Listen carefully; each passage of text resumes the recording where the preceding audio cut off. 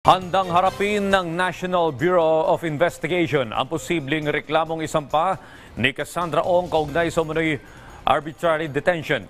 Git ng NBI, dumaan sa legal at tamang proseso ang pag-aresto kay Ong. Si Luisa Erispe sa detalye. Matapos ang 3 araw na pananatili sa Special Detention Center sa National Bureau of Investigation, inalabas na si Cassandra Ong at Sheila Guo ngayong umaga. Sila ang itinuturong incorporator ng Pogo Hub na Lucky South 99 sa Porac, Pampanga at kapatid ni dating Bamban Tarlac Mayor Alice Guo. Si Ong, tanghali nang inilabas ng NBI, nakaposas itong isinakay ng sasakyan patungong kamera. Kasunod na rin naman ito si Guo. Agad namang ipinaliwanag ng NBI bakit nila dadalhin ang dalawa sa Kongreso. We will be turning over Cassandra to the House and Sheila to the Senate. But they have a request, communication duly approved by our sa DOJ na i-turn over na lang namin. Si Ong, pagdating sa kamera, isinailalim sa medical check-up at inventory.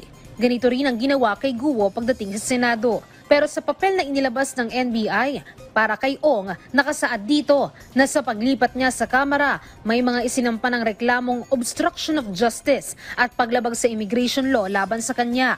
Sabi ng NBI, dahil dito, kahit dinala na si Ong at Guo sa dalawang kapulungan, hindi pa rin sila agad pakakawalan kahit matapos pa ang pagdinig ng Kongreso dahil may mga nakabinbin ng reklamo laban sa kanila. Sinabi namin sa kanila, huwag nilang i-release. I-turn over uli sa amin pagkatapos na sila dahil merong pending case na ipinay lang NBI. Ang contempt charges 30 days lang eh.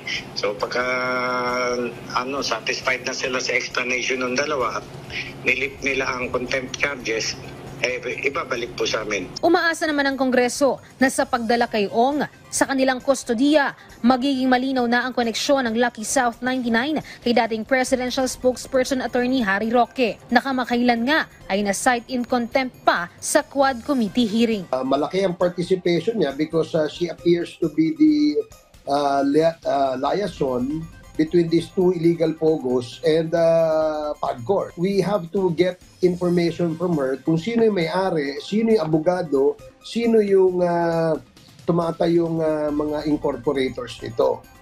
Kasi obviously maraming illegal na activities doon. Her presence in our next hearing will allow us to ascertain the nature of Attorney Harry Roque's ties with Lucky South 99. And during our hearing, Attorney Roque has insisted that he has not been lawyering for this pogo despite evidence to the contrary. Samantalang palagay ko, being a lawyer, he knows that Cassandra Ong is not only the president of Whirlwind Company, which is a real estate company, but the president of Lucky South 99. Pero kahit naman nasa Kongreso na, may buwelta pa rin ang kampo ni Ong laban sa NBI. Illegal daw ang 3 araw na pananatili ni Ong sa kamay ng NBI mula nang ibalik sila sa Pilipinas. Kaya magsasampa pa rin sila ng kaso. We will file. Hindi pwede, these things cannot go unaddressed para hindi na ulitin. Hindi pwedeng ganito. We are a government of laws and not of men. We follow the force of law, not the law of force. Agad naman itinanggi ito ng NBI at iginiit nilang dumaan sila sa tamang proseso ng pag-aresto kay Ong at pati na rin kay Guo. Alam mo, bukod sa Congress, may warrant from Congress for contempt, we arrested them without warrant and filed charges against them. Walang walang political dito. Walang ganun. Pagdating naman kay Sheila Guo, lumalabas sa investigasyon ng Bureau of Immigration na walang tatak ng immigration ang pasaporte nito nang lumabas siya ng Pilipinas. Kaya iligal ang pagpuslit niya palabas ng bansa. Hinala nila, ganito rin ang paraan kung bakit nakalabas si Alice Guo. Patuloy pa rin ang pagtugis sa kanya sa ngayon. Sa pag-alis ni Alice Guo, nakikita po natin na hindi po sila nag-undergo ng appropriate, proper immigration inspection dito po sa ating mga paliparan or sa mga seaport. Ito po isa sa mga evidences na nakita po natin ay nung pagbalik po nitong si Sheila Leal Guo, yung kapatid po ni Alice Guo. Wala pong